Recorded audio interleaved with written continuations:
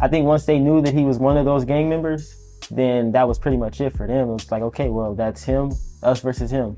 So you mentioned that, stations like the 77 Police Department are rooted in traditional policing.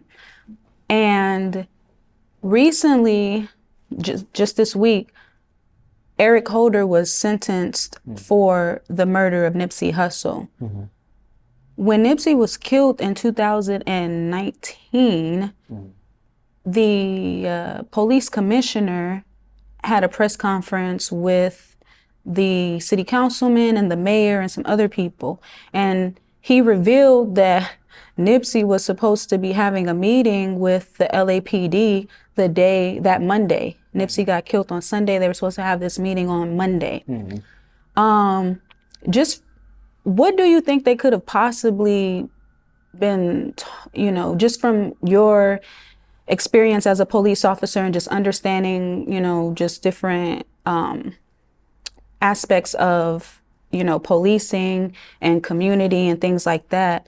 Do you have any idea what they may have been prepared to talk about that day? I would say they were probably going to talk about how they could get on a just like a community level with the community.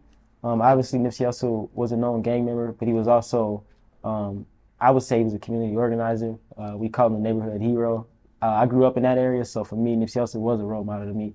I actually had conversations with partner officers about why he was a role model to me, and someone would argue with me like, oh, well, he was a gang member and this and that. Like, no, he was a father. He was a son. He was a poet. He was a business owner. That's what he was. Right.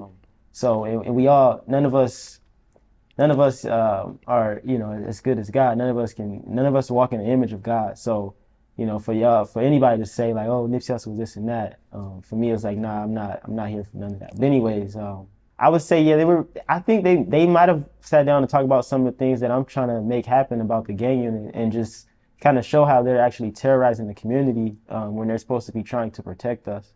When I first got into the LAPD, I thought that maybe I might be interested in joining the gang unit. But when I got to Southwest Division, I saw that like nobody was calling on the gang members. And so the problems start from officers stopping the gang members. Like that's how a lot of the issues were starting between law enforcement officers. It's not like, oh, they had just beat somebody up or robbed somebody. Like they were probably just chilling in front of a store or at a park and officers pulled up and, tried to do whatever they were going to do that day and they didn't want to go with the program.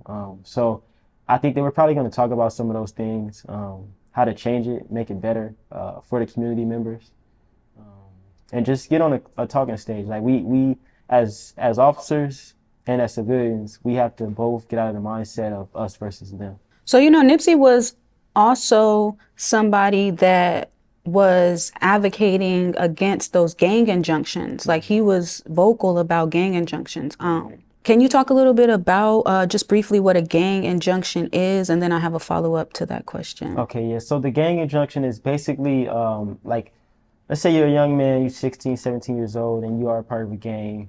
If you've committed a crime or, they stopped you for a traffic stop or anything like that, they'll ask you, are you a part of a gang?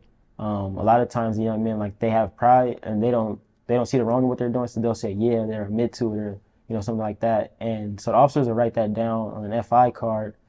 They take that card back to the station and they put the young man on a gang file. So moving forward, if you commit a crime, it could be, a number of different crimes, but if you commit one of those crimes, they'll try to charge you for that crime, but then also gang injunction. They'll say you're doing what you're doing for the gang, so you'll get more years for whatever crime you've committed. If you get on, a gang file and you go to prison, once you get out, you can't hang out with other known gang members. So like, even if you got on a gang file when you were 20, you did whatever you did, maybe did some time or not. At 28, if you're hanging out with another gang member on probation or something like that, you guys can both go to jail. It's a violation of your probation. So. Yeah, so Nipsey was very vocal about just how that was unfair, And, you mentioned that some young men might tell the police like, hey, I'm a gang member, because they might not be at that point in their lives that they've grown from that, right? So you talk about Nipsey, who was, an active gang member, but transitioning into just a man, right? He was a business owner, operated several businesses in the Crenshaw and Slauson parking lot, him and his brother. And it just seemed like the LAPD could not get away from viewing him as just a gang member. He, was continuously harassed at his place of business. Do you think that if Nipsey Hussle had a better relationship with the police, that maybe he wouldn't have been harassed so much? I don't even think that he would have had a chance to have a better relationship with them. I mean, unless he just like pretty much submitted to whatever they wanted him to do. I don't see that there was like, I think once they knew that he was one of those gang members, then that was pretty much it for them. It was like, okay, well, that's him, us versus him. It's us versus them. But yeah, I mean, I would say, yeah, if he submitted more to whatever their program was, that there was obviously a possibility for a better relationship, though. Eric Holder was just sentenced, 60 years, which a lot of people think is really interesting considering that, him and Nipsey were both rolling 60 gang members. Despite the fact that we've seen the LAPD commissioner have the press conference with the city following Nipsey's murder, LAPD is a known corrupt entity. Do you believe that the LAPD was focused on completely stopping whatever Nipsey had going on over there on Slauson and Crenshaw? I would say yes. I'm not big into conspiracy theories, but we see it already. Like, even now today, I live like 3 minutes from that area, the Crenshaw and Slauson area.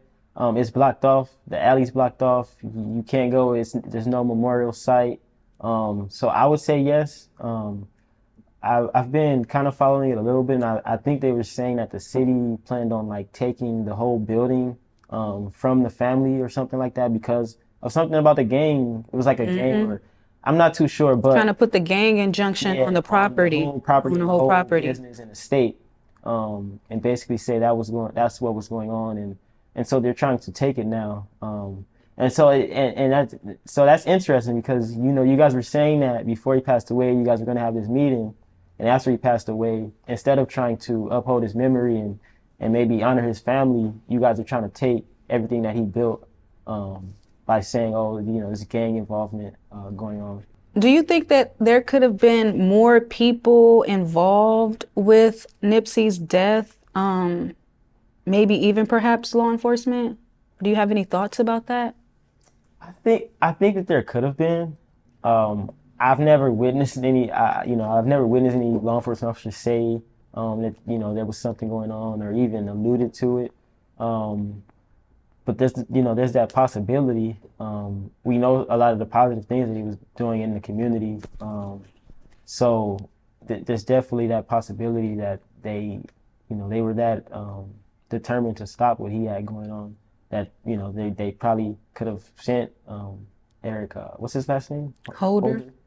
Junior. to go and do that. And I think also they said that he was an informant for law enforcement, and that was I think that was a part of the issue that he had with Nipsey Hussle. Allegedly. Yeah, allegedly. So we don't know. We don't know what kind of what was going on behind those closed doors. It could have just been that it was a bad day for Eric Holder, and he was mad, or there could have been something deeper behind it that could cause Nipsey to lose his life.